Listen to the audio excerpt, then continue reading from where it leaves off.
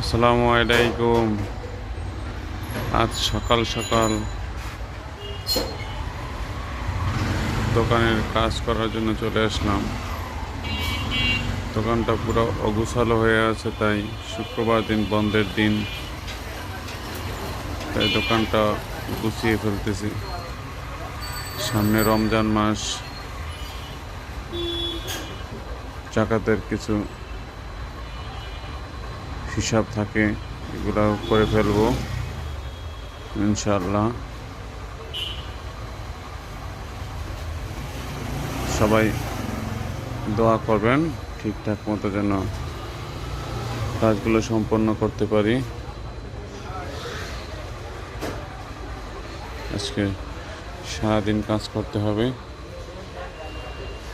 সবাইকে জুমা মুবারক।